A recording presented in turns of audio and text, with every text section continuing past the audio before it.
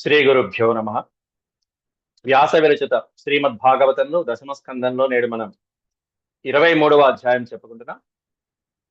ఇందులో ముఖ్యమైనటువంటి విషయం ఏంటంటే బ్రాహ్మణ పత్నులను శ్రీకృష్ణ పరమాత్ముడు అనుగ్రహించడం జరుగుతుంది.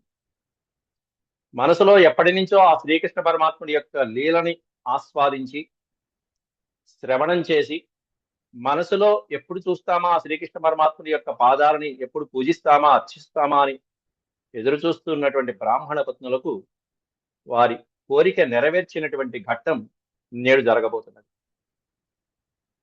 అది ముందుగా ప్రార్థన చేసుకుని మనం ఆ శ్లోకాల యొక్క భావాన్ని పరిశీలిద్దాం. ఓం శుక్లాంబరధరం విష్ణుం శశివర్ణం చతుర్భుజం ప్రసన్నవదనం ధ్యాయేత్ సర్వ విఘ్నోపశాంతయే వ్యాసం వసిష్ఠనప్తారం శక్తేః పౌత్రమకల్మషం పరాశరాత్మజం వందే సుఖతాతం తపోనిధిం వ్యాసాయ విష్ణురూపాయ వ్యాసరూపాయ విష్ణవే నమో వై బ్రహ్మనిధయే వాసిష్ఠాయ నమో నమః. నారాయణం నమస్కృత్య నరం చైవ నరోత్తమం దేవీం సరస్వతీం వ్యాసం తతో జయముదీరయేత్.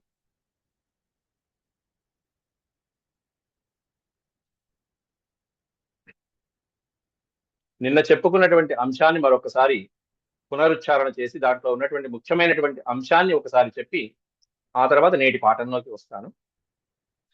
15వ శ్లోకంలో మనం చెప్పుకున్నటువంటి అంశం అక్కడి నుంచి ఎప్పుడైతే గోపాలకులందరూ కూడా ఆకలితో ఉండి అక్కడ దగ్గరలో ఉపవనంలో ఉన్నటువంటి యజ్ఞాలని ఆచరిస్తున్నటువంటి బ్రాహ్మణోత్తముల దగ్గరికి వెళ్ళి ఆహారాన్ని అర్థించారో, అది కూడా బలరామకృష్ణుల యొక్క పేరు చెప్పినా కూడా ఆ బ్రాహ్మణులు మిన్నకున్నారు, ఉపేక్షించారు.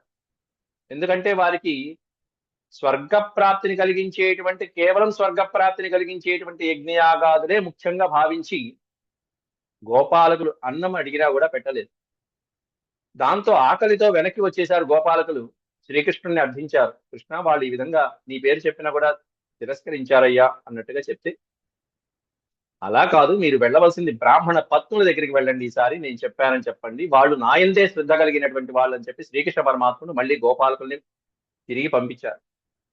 ఆ సందర్భంలో అక్కడ మళ్ళీ రెండోసారి వెళ్ళినప్పుడు బ్రాహ్మణ పత్నులకి ఈ విధంగా శ్రీకృష్ణ బలరాములు ఇద్దరు కూడా ఇక్కడ ఉపవనంలో వేయించేసి ఉన్నారు, వారు తిరిగి తిరిగి దూరంగా ప్రయాణించి అలసిపోయి ఉన్నారు కాబట్టి ఉభుక్షిత ఆకలితో ఉన్నారు కాబట్టి వాళ్ళకి అన్నం ప్రసాదించండి అని చెప్పి గోపాలకులు బ్రాహ్మణ పత్నుల్ని అడిగేటప్పటికీ ఆ వచనాలు విన్నటువంటి ఆ బ్రాహ్మణ పత్నులు పరమానంద భరితులైపోయి, ఇంతకంటే అదృష్టం ఇంకే ఉంటుంది, ఎప్పటి నుంచో ఆ శ్రీకృష్ణ పరమాత్ముడి లీలలు వింటున్నామే గాని ఆయన దర్శన భాగ్యం కలగలేదు, ఇన్నాటికి మన ఆశ్రమాల దగ్గరికి స్వామి సాక్షాత్తు స్వయంగా వచ్చేశాడు కదా అని చెప్పి మరుక్షణంలోనే వాళ్ళు అనేక రకాలైనటువంటి అన్నాన్ని సిద్ధం చేసుకుని, చతుర్విధమైనటువంటి ఆహార పదార్థాలని కూడా సిద్ధం చేసుకుని, పాత్రలలో సిద్ధం చేసుకుని, మొత్తం సమస్తమైనటువంటి బ్రాహ్మణ స్త్రీలు అందరూ కూడా సిద్ధమైపోయి బయలుదేరారు. వాళ్ళు బయలుదేరి వెళ్తుంటే యాగశాలలో వారి బంధువులు, భర్తలు, అలాగే సోదరులు మొదలైనటువంటి వాళ్ళు, చివరికి పుత్రులు కూడా నిషేధించడం జరిగింది. యజ్ఞదీక్షలో ఉన్నారు, యజ్ఞశాల విడిచి వెళ్ళకూడదు, ఎవరి కోసమా వెళ్తున్నారు మీరు, అది మంచిది కాదని చెప్పి వాళ్ళందరూ నిషేధించారు. భర్తలు నిషేధించినప్పటికీ కూడా వాళ్ళ మాట జవదాటి పరమాత్మే గొప్ప అని చెప్పి ఆ హద్దులు దాటి వచ్చినటువంటి ఆ పత్నులు శ్రీకృష్ణ పరమాత్ముని చూసేటప్పటికీ ఆ వనంలో పరమానంద భరితులైపోయారు. ఎలా ఉన్నారంటే శ్యామం హిరణ్య పరిధిం అంటూ వర్ణించారు ఆ శ్లోకంలో. శ్రీకృష్ణ పరమాత్ముడి యొక్క ఆపాద మస్తకం ఆ రూపం ఎలా ఉందో చూసి పరవశించిపోయారు ఆ బ్రాహ్మణ పత్నులందరూ కూడా, మునిపత్నులు. ఆ శ్రీకృష్ణ పరమాత్ముడి యొక్క సుందరమైనటువంటి వర్ణన 22వ శ్లోకంలో చెప్పడం జరిగింది. తమను తామే వాళ్ళు పరవశులైపోయి ఆ స్వామిని వాళ్ళ యొక్క హృదయాలలో నిక్షిప్తం చేసుకుని, అప్పటిదాకా కేవలం శ్రవణేంద్రియాల ద్వారా విన్నటువంటి ఆ స్వామి యొక్క లీలని ప్రత్యక్షంగా నేత్రముల ద్వారా కన్నుల ద్వారా వీక్షించి మనసులో ఆ స్వామి యొక్క చిత్తరుని దృఢపరుచుకున్నారు, శాశ్వతపరుచుకున్నారు. వారి యొక్క మనసులోనే ఆ స్వామి యొక్క పాదాలని ఆలింగనం చేసుకున్నారు బ్రాహ్మణ పత్నులు, అద్భుతమైనటువంటి భక్తులు. అలా ఎప్పుడైతే ఈ పదార్థాలు తీసుకెళ్లి స్వామి చెంతకి వెళ్ళారో స్వామి వాళ్ళందరికీ కూడా స్వాగతం పలుకుతున్నాడు 25వ శ్లోకంలో. స్వాగతం వో మహాభాగ ఆస్యతాం కరవామకిం. స్వాగతం వో మహాభాగ. మహాభాగ స్త్రీలింగం అంటే అక్కడ ఓ సాధ్వీమణులారా అంటూ బ్రాహ్మణ పత్నుల్ని సంబోధిస్తూ శ్రీకృష్ణుడు పలికినటువంటి సంబోధన. స్వాగతం, మీకు స్వాగతం. స్వాగతం వో మహాభాగ ఆస్యతాం కిం కరవామ. కరవామ కిం ఎన్నో దిదృక్షయా ప్రాప్త ఉపపన్నమిదం హి వహ. ఎన్నో దిదృక్షయ. దిదృక్షయ నన్ను చూడాలని మీరు ఎప్పటి నుంచో ఎదురు చూస్తున్నారు, ఎప్పటి నుంచో వేయించేస్తున్నారు. ప్రేమపూరితమైనటువంటి మీ యొక్క హృదయాలు నా దర్శనం కోసం తహతహలాడుతున్నాయి. అట్లాంటి నా దర్శనం కోసం మీరు అంత శ్రమ తీసుకుని అక్కడి నుంచి భక్తులు వద్దంటున్నా కూడా మీరు ఇదిగో ఇక్కడికి నా దగ్గరికి విచ్చేయడం అనేటువంటిది ఉచితమైనదే అని చెప్పారు. ఉపపన్నం అనే పదంలో దాని అర్థం ఏంటంటే, ఉపపన్నం అంటే తగినది, మీరు రావటం తగినదే. ఎందుకంటే వాళ్ళు వస్తున్నంతసేపు భర్తలని ఎదిరించి వచ్చామేమో అనేటువంటి కీడు మనసులో ఆ శంక అనుమానం ఉంది ఓ పక్కన కొంచెం. తర్వాత కూడా అడుగుతారు, ఇంటికి మేము వెళ్తే వాళ్ళు స్వీకరిస్తారా మమ్మల్ని అని కూడా అడుగుతాడు పరమాత్మనే ఈ భార్యలందరూ కూడా, మునిపత్నులందరూ కూడా. కాబట్టి అక్కడ ఎంత ప్రయాసపడినా సరే భగవంతుణ్ణి మనసులో స్థాపన చేసుకుని నన్నే చూడాలనేటువంటి కోరికతో ఇక్కడ దాకా వచ్చారు మీరు. ఉపపన్నమిదం హి వహ. మీకు ఇది తగినటువంటిదే, అంటే మీరు చేసినది యుక్తమైనదే, యుక్తియుక్తమైనదే అని స్వామి సర్టిఫై చేశారు. నన్వద్ధామయి కుర్వంతి కుశలాః స్వార్థదర్శనః. స్వార్థదర్శనః నన్వద్ధామయి కుర్వంతి కుశలా స్వార్థదర్శినః. అహైతుక్య వ్యవహితాం భక్తిమాత్మ ప్రియే యథా.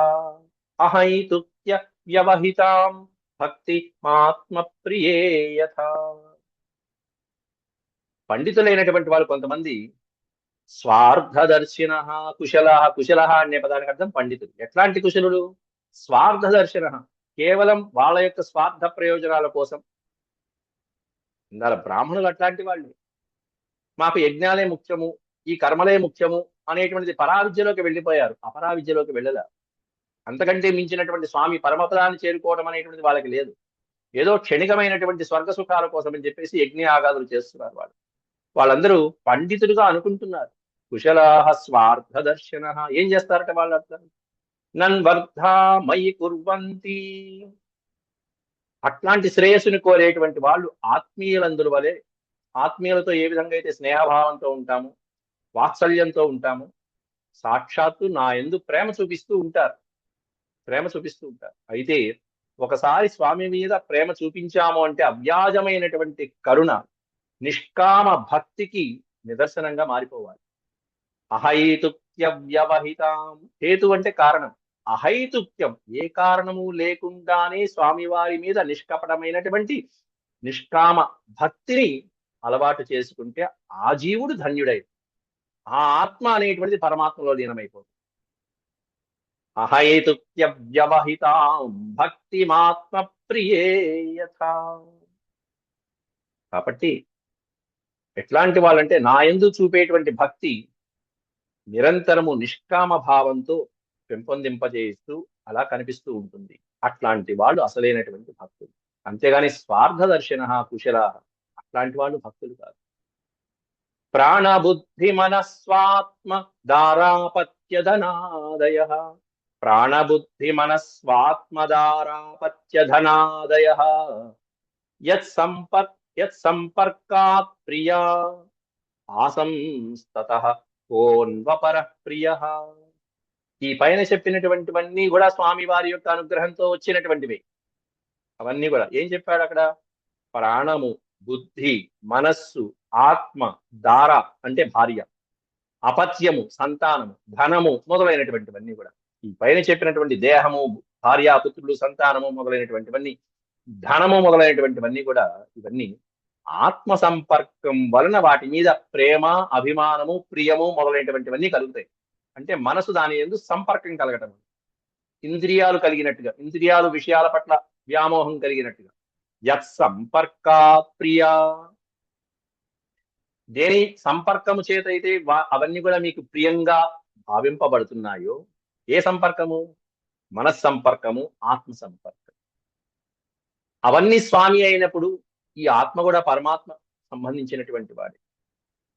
అట్లా అటువంటి ఆత్మ కంటే, అంటే పరమాత్మ కంటే నాకంటే ప్రియమైనటువంటి వస్తువు ఏదీ ఉండదు కదా. అంటే పైన చెప్పినటువంటివన్నీ కూడా ఎవరి వలన వ్యక్తమవుతున్నాయంటే కేవలం పరమాత్మ వలన అవి వ్యక్తమవుతున్నాయి. కాబట్టి అవన్నీ కూడా పరమాత్మ కంటే తుచ్చములైనటువంటివే. పరమాత్మయే గొప్పవాడు అని చెప్పడం. యత్ సంపర్కాత్ ప్రియా ఆసం తతః కోన్వపర ప్రియ. ఆత్మ కంటే ప్రియమైనది ఏముంటుంది? ఈ ఆత్మ పరమాత్మకి భిన్నమైనటువంటి, అభిన్నం.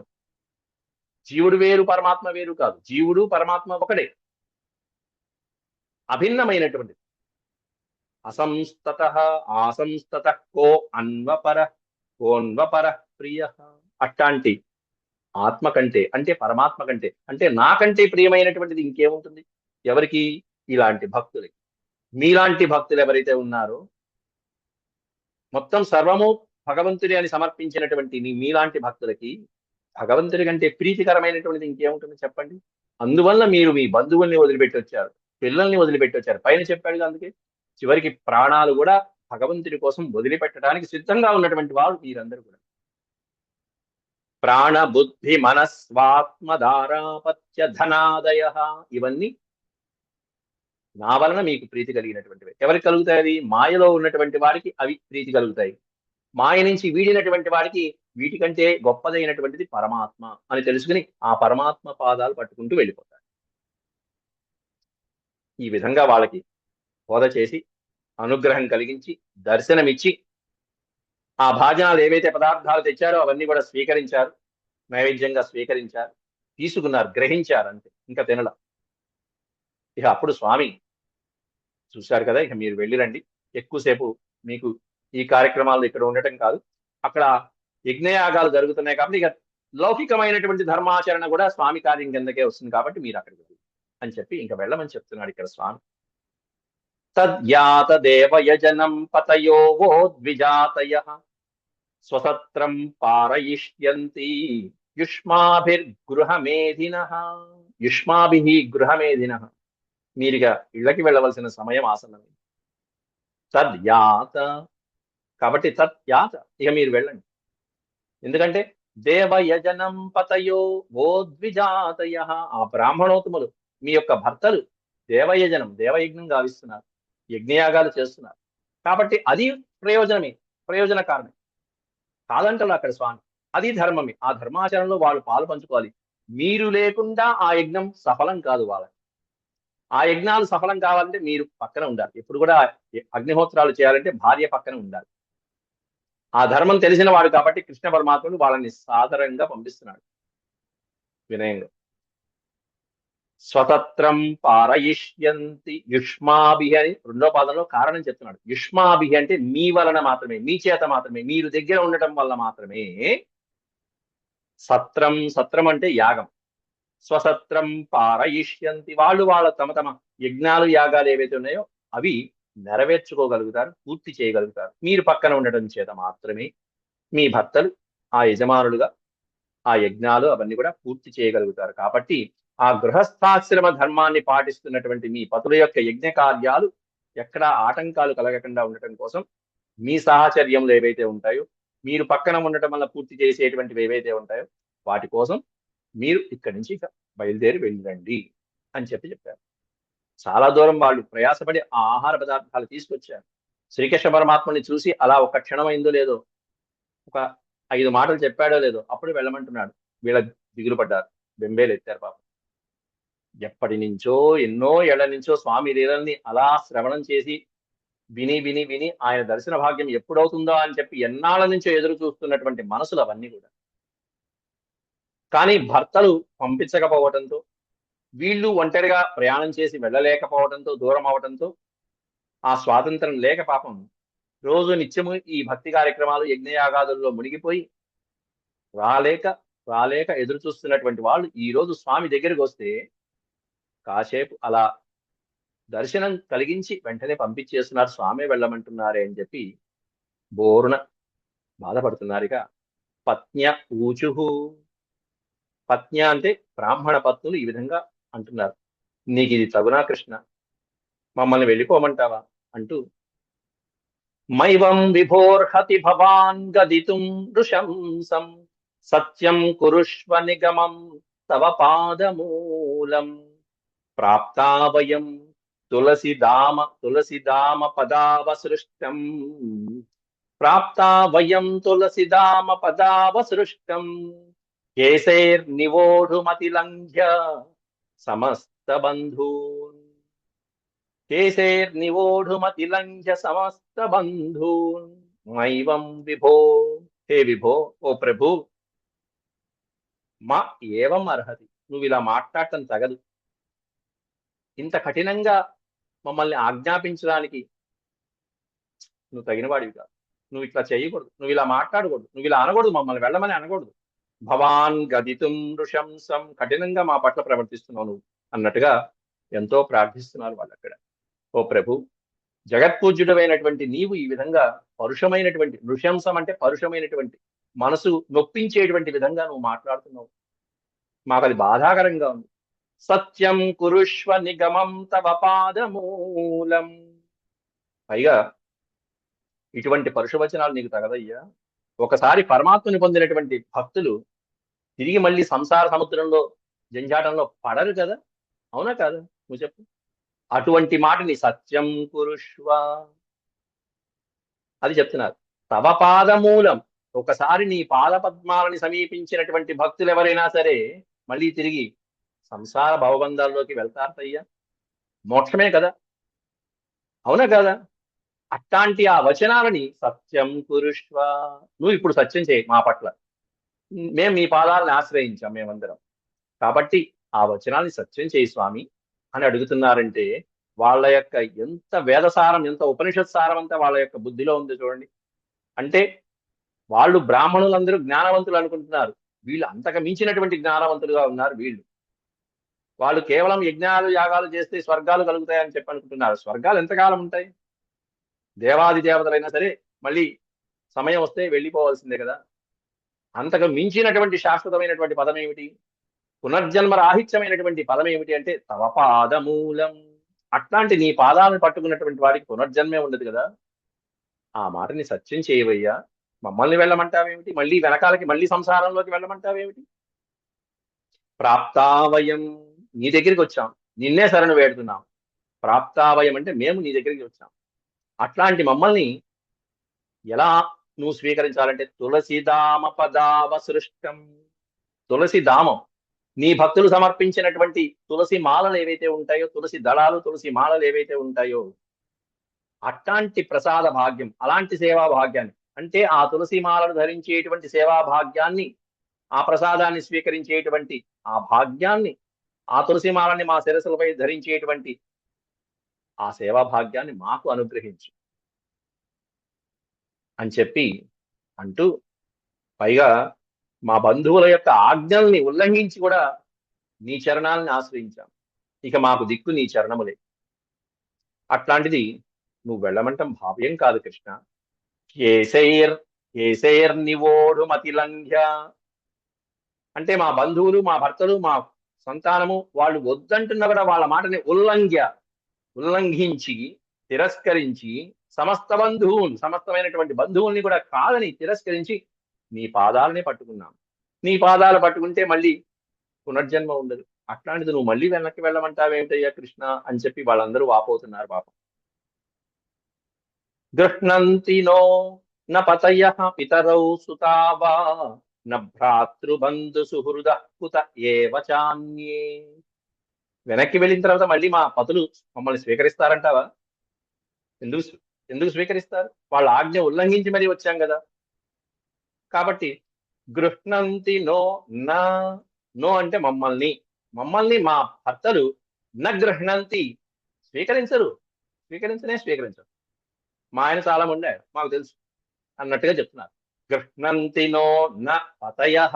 పతి పతి పతయః భర్తలు అందరూ గుంపుగా చెప్పుకుంటున్నారు. గృహ్ణంతి నో న పతయః పితరౌ సుతావా. మా భర్తే స్వీకరించడు.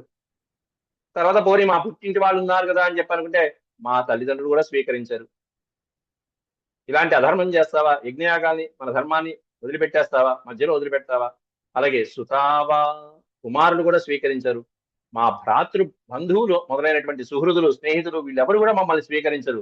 బంధువులు, తల్లిదండ్రులు, భర్త, కొడుకులు వీళ్ళే స్వీకరించకపోతే కుత ఏవచ అన్యే. అన్యే కుత, ఇక వేరే వాళ్ళ సంగతి చెప్పేదే ఉంది. వీళ్ళే స్వీకరించకపోతే, వీళ్ళే ఆదరించకపోతే, వీళ్ళే మమ్మల్ని గ్రహించకపోతే అన్యే కుత ఏవా, ఇక వేరే వాళ్ళ విషయం చెప్పేదే ఉంది. తస్మాత్, అందువలన స్వామి మేము ఇక్కడే ఉంటాం అని చెప్పి మళ్ళీ కాస్త విజ్ఞప్తి చేసుకుంటున్నారు. తస్మాత్ భవత్ ప్రపదయో, నీ పాద పద్మాల చెంతే. తస్మాత్ భవత్ ప్రపదయో పతితాత్మనాంనో నాన్యా భవేద్ గతి నాన్యా భవేద్ గతి అరిందమ తద్విదేహి. అరిందమ తద్విదేహి, ఇక మాకు వేరే గతి లేదు, వేరే మార్గం లేదు. నా అన్యాగతి నాన్యా భవేద్ గతిరరిందమ. హే అరిందమ, శత్రుమర్దన, ఇక వేరే గతేమీ లేదు నాయన కృష్ణ, నీ పాదాల చెంతనే మా జీవితం అని చెప్పి వాళ్ళు ఆ విధంగా మమ్మల్ని ఎవరూ స్వీకరించరు. ఇతరులు ఇంకా చులకన చేస్తూ ఉంటారు, అవమానిస్తూ ఉంటారు. అందువలన సర్వలోక పూజ్యములైనటువంటి నీ పాదముల చెంతే మా యొక్క శేష జీవితం అంతా గడిపేస్తాను. నీవేది కాబట్టి అన్ని విధాలా నిన్నే శరణు వేడినటువంటి మమ్మల్ని రక్షించు నాయన అని చెప్పి ఆ చరణాలని, ఆ పాదాబ్జములను సేవించేటువంటి భాగ్యాన్ని మాకు కలిగించు స్వామి అని చెప్పి వాళ్ళందరూ వేడుకుంటున్నారు. అప్పుడు స్వామి అంటున్నారు, మీరేం భయపడక్కర్లేదు. ఎప్పుడైతే స్వామి వారి చెంతకి వచ్చారో, వాళ్ళని కూడా కాదనుకుని వచ్చారో స్వామి ఇక అభయం ఇస్తున్నారు. ఇదే విధంగా కాళీయుడు కూడా ఇచ్చాడు. నువ్వు మళ్ళీ నీ రసాతాళానికి వెళ్ళిపో అని చెప్పి అన్నప్పుడు, అయ్యో అట్లా బయటికి వెళ్తుంటే గరుత్మంతుడు ఈ విధంగా సంహరించేస్తారు, నన్ను రానిడయ్యా, బయటికి వెళ్తే నా కుటుంబం అంతా ఏమైపోవాలంటే, ఇంకేం కాదు, పాదముద్రలు వేశాను కాబట్టి గరుత్మంతుడు ఇక నుంచి నిన్ను చూడంగానే ఆ పాదముద్రను చూసి ఇంకా నమస్కారం చేసుకుంటాడు, నిన్ను గౌరవిస్తాడయ్యా, వెళ్ళిరా అని చెప్పి శ్రీకృష్ణ పరమాత్ముడు కాళీయుడిని పంపించేశాడు. ఒకసారి పరమాత్ముడి యొక్క పాదాల చెంతకి వచ్చి సర్వసమర్పణ చేసి ఆ స్వామిని దర్శనం చేసుకున్నాక ఇంకా భయాలు ఉండవు, ఏ చింతలు ఉండవు, ఏ ఆటంకాలు ఉండవు. స్వామి ఏం చెప్తున్నారు చూడండి ఇక్కడ. శ్రీ భగవానువాచ పతయో నాభ్యసూయేరన్ పితృభ్రాతృసుతాదయః లోకాశ్చవో లోకాశ్చవో మయోపేత దేవా అప్యనుమన్వతే. పతయః న అభ్యసూయేరన్, మీ భర్తలు మీ పట్ల ఏమాత్రము గర్హించరు, అంటే మిమ్మల్ని ఏమి ద్వేషించరు, ద్వేషభావంతో మిమ్మల్ని చూడరు. నా అభ్యసూయేరన్ అంటూ వర్ణిస్తున్నారు అక్కడ. వాళ్ళందరూ కూడా మిమ్మల్ని ఏమాత్రము తిరస్కరించకుండా స్వీకరిస్తారు, మిమ్మల్ని ఆదరిస్తారు కూడా. పితృభ్రాతృసుతాదయ, భర్త గాని లేకపోతే తల్లిదండ్రులు ఉన్న వాళ్ళ తల్లిదండ్రులు గాని, కుమారులు గాని, ఇట్లాంటి వాళ్ళందరూ కూడా మిమ్మల్ని ఏమీ కూడా ఇబ్బంది పెట్టకుండా, మీకు కాదనకుండా, మిమ్మల్ని తిరస్కరించకుండా మిమ్మల్ని స్వీకరిస్తారు. ఎందుకంటే లోకాశ్చవో మయోపేత, మయా ఉపేత లోకా, సమస్తమైనటువంటి లోకము కూడా నాయందే ఉన్నది. నన్ను పొందినటువంటి భక్తులకి, నన్ను శరణు వేడినటువంటి భక్తులందరినీ కూడా లోకమే ఆరాధిస్తుంది, ఆదరిస్తుంది. దేవా అపి అనుమన్వతే, సమస్తమైనటువంటి దేవతలు కూడా ఆమోదిస్తారు, సమస్తమైనటువంటి దేవతలు కూడా ఆదరిస్తూ ఉంటారు ఇట్లాంటి నా యొక్క భక్తులని అని చెప్పి. కాబట్టి ఇప్పుడు మీరు నా వాళ్ళు, నాకు సంబంధించినటువంటి వాళ్ళు కాబట్టి సర్వము నాకు సమర్పించి ఈ విధంగా నైవేద్యం కూడా పదార్థాలు నా కోసం తీసుకొచ్చి మిగతా వాళ్ళందరినీ కాదని ఎప్పుడైతే నా కోసం వచ్చారో, గోపాలకులు కూడా అదే చేశారు. అఘాసుడి దగ్గరకు వచ్చేటప్పటికి ప్రాణాలు పోయినా సరే ఏం పర్వాలా, మా కృష్ణయ్య చూసుకుంటాడు, లోపలికి వెళ్దాం పదండి అంటూ ఆ సర్పం లోపలికి వెళ్ళిపోతే ప్రాణాలు మృత్యుపాలైనటువంటి వాళ్ళని కూడా అద్భుతమైనటువంటి అమృతం లాంటి దృక్కులతో ఆ కృపా కటాక్ష వీక్షణాలతో స్వామి వాళ్ళని పునర్జీవితం చేశాడు. సర్వము సమర్పించేశారు వాడు. అలాగే వచ్చారు వీళ్ళు కూడా ఇప్పుడు. సర్వస్వము కాదని, కుటుంబాన్ని కూడా కాదనుకుని పరిగెత్తుకుంటూ వచ్చేసి ఇట్లా వచ్చినటువంటి వాళ్ళు ఇక శేష జీవితం అంతా స్వామి పాదాల దగ్గరే మనకి అనుగ్రహిస్తారు కదా అని చెప్పి అనుకుంటూ వచ్చారు పాపం. కానీ స్వామి వెళ్ళమన్నారు, వెనక్కి వెళ్ళమన్నారు. అంతే భాగ్యం.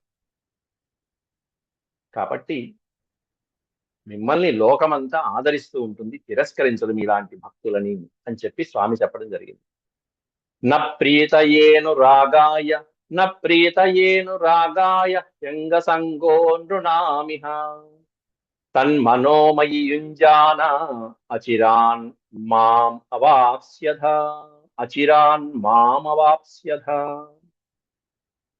ఎప్పుడైతే మీరు సర్వస్వము నాకు సమర్పించారో, వాళ్ళని బంధువుల్ని సంసారాన్ని కూడా తిరస్కరించుకుని మొత్తం నాకు సమర్పించారో, తన్మనోమయి మీ యొక్క మనసు ఏదైతే ఉందో ఆ అంతరాత్మని నా కోసం మయి యుంజాన నాకు సమర్పించారో, అచిరాన్ మమవాప్స్యథ త్వరలోనే మీరు నా వాళ్ళైపోతారు, నాయందే మీరు లీనమైపోతారు అని చెప్పి కూడా మాట ఇచ్చాడు అక్కడ స్వామి. న ప్రీతయేను రాగాయ యంగ సంగో నృణామిహ. ఈ లోకంలో మానవులకి నా పట్ల కలిగేటువంటి ప్రేమానురాగాలు ఏవైతే ఉంటాయో,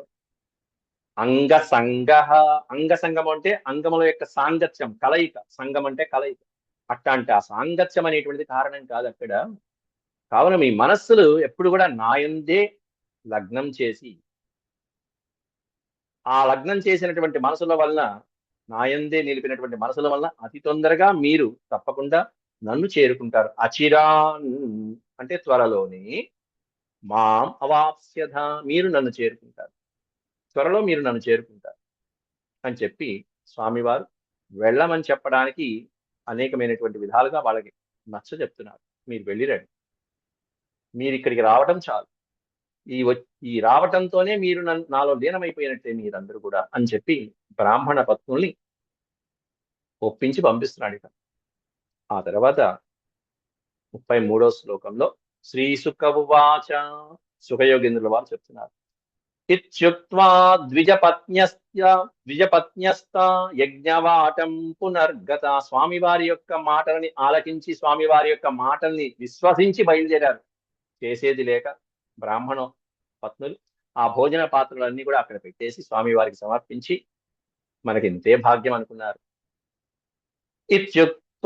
ఇత్యుక్త ఈ విధంగా పలికినటువంటి ఇత్యుక్త ద్విజపత్న్య తా యజ్ఞవాటం పునర్గత తేజానసూయవ స్వాభిః స్త్రీభిః సత్రమపారయన్. వెళ్ళేటప్పుడేమన్నా అంత వారించినటువంటి భర్తలు, సోదరులు, పుత్రులు, తల్లిదండ్రులు మొదలైనటువంటి వాళ్ళందరూ తిరిగి వస్తున్నటువంటి భార్యలను చూసి పరమానందంగా స్వీకరించారు. ఏమీ అనలేదు. ఇత్యుక్త ద్విజపత్న్యస్తాః యజ్ఞవాటం పునర్గత. పునర్గత అంటే తిరిగి వెళ్ళారు యజ్ఞవాటకి, వారి వారి యొక్క స్థానాలకి. తే చానసూయవ, అనసూయవ అంటే తిరస్కార భావం లేకుండా చక్కగా వాళ్ళని అనుమతిస్తున్నారు. ఎవరై అంటే స్వాభిః స్త్రీభిః, వారి వారి స్త్రీలను, ఆ భర్తలందరూ కూడా, ఆ మహర్షులందరూ కూడా స్వాభి స్త్రీభిః సత్రం అపారయన్, ఆ వచ్చినటువంటి భార్యలతో సంతోషంగా మళ్ళీ తిరిగి ఆ యజ్ఞాన్ని అపారయన్ త్వరలోనే పూర్తి చేశారు. చేయవలసినటువంటి యజ్ఞాలు, ఆ అగ్నిహోత్ర కార్యక్రమాలన్నీ కూడా సంపూర్తి చేశారు. సంతోషంగా ఉన్నారు. వెళ్ళేటప్పుడు కంగారు పడ్డారు, వచ్చేటప్పటికి ఆ మనసుల్లో, అంటే ఎప్పుడైతే పరమాత్ముడి యొక్క ఆదేశము అనుగ్రహము లభించిందో ఇక్కడ వాళ్ళ యొక్క మనసులు కూడా సంతృప్తి చెందే, ప్రశాంతతని పొందే. వీళ్ళ వలన, ఈ భార్యల వలన, ఈ పాతివ్రత్య మహిమ వలన వీళ్ళకున్నటువంటి దాంట్లో సొగ భాగం భర్తలకు వచ్చేసింది. స్వామివారి యొక్క అనుగ్రహ ప్రసాదం అనేటువంటి భర్తలకు కూడా వచ్చేసింది. తత్రైకా విధృతా భర్త భగవంతం యథాశ్రుతం హృదోపగుహ్య విజహౌ దేహం కర్మానుబంధనం. అందరూ బ్రాహ్మణ పత్నులు కూడా చక్కగా మాట అనుకుని బయలుదేరారు, కానీ ఒక్క ఆవిడ మాత్రం రాలేకపోయిందిరా స్వామివారిని చూడటానికి. తత్ర ఏకా విధృత భర్త, భర్త విధృత, భర్త నిషేధించేటప్పటికీ కళాకంటిగా నువ్వు వెళ్ళకూడదు అని నిష్కపటంగా చెప్పేటప్పటికీ, బలవంత పెట్టేటప్పటికీ ఆ భర్త చెప్పినటువంటి మాటలకి ఎదురు చెప్పలేక ఒక్క స్త్రీ మాత్రం, ఎట్లాంటి ఆవిడ, శ్రీకృష్ణ పరమాత్ముని మనసులో అనన్య చింతన చేస్తూ ధ్యానించేటువంటి ఆవిడ, భగవంతం యథాశ్రుతం, శ్రీకృష్ణ పరమాత్ముడి గురించి చిన్నప్పటి నుంచి ఆ పరమాత్ముడి గురించి అంతా విని ఆయన లీలల్ని మనసులో నింపుకున్నటువంటి ఆ స్త్రీ కేవలం భర్త మాటలకి బయలుదేరి రాలేక ఈ ఆశ్రమంలోనే ఉండిపోయిందిట. పరమాత్ముని మాత్రం చూసుకునే భాగ్యం కలగదాక ఆవిడ పాపం హృదోపగుహ్య, హృద్ ఉపగుహ్య, ఉపగుహ్య అంటే లోపలే ఆ పరమాత్ముని చింతిస్తూ ధ్యానిస్తూ ఆలోచిస్తూ పదే పదే నామస్మరణ చాలు తపస్సు, ఆ స్వామి నామాన్నే జపిస్తూ అలా చింతిస్తూ విజహౌ దేహం కర్మానుబంధనం, ఆవిడ యొక్క కర్మకి తగినట్టుగా కర్మ అనుబంధంగా కర్మానుసారంగా ఆవిడ చేసుకున్నటువంటి కర్మానుసారంగా చివరికి దేహం విజహౌ, దేహాన్ని వదిలిపెట్టింది. విజహౌ అంటే వదిలిపెట్టడం. ఆవిడ తన దేహాన్ని వదిలిపెట్టి స్వామిలో లీనమైపోయిందిట. ఒక సాధ్వి మాత్రం, ఆవిడ మాత్రం దర్శనం చేసుకోలేక మనసులోనే స్వామిని తపిస్తూ స్వామిని తపస్సు చేసుకుంటూ నామస్మరణ చేసుకుంటూ దేహాన్ని విడిచిపెట్టిందయ్యా కర్మానుబంధంగా అని చెప్పారు. ఆ తర్వాత ఏం జరిగింది అనేటువంటిది మళ్ళీ 35 శ్లోకాల నుంచి మరొక 10 శ్లోకాలు రేపటి ప్రవచనంలో మనం చెప్తున్నాం. అంతవరకు సెలవు. ఓం శాంతి శాంతి శాంతి. హేదక్షర పదభ్రష్టం మాత్రాహీనం చ యద్భవేత్ తత్సర్వం క్షమ్యతాం దేవ నారాయణ నమోస్తుతే. సర్వం శ్రీకృష్ణార్పణమస్తు. హరి ఓం.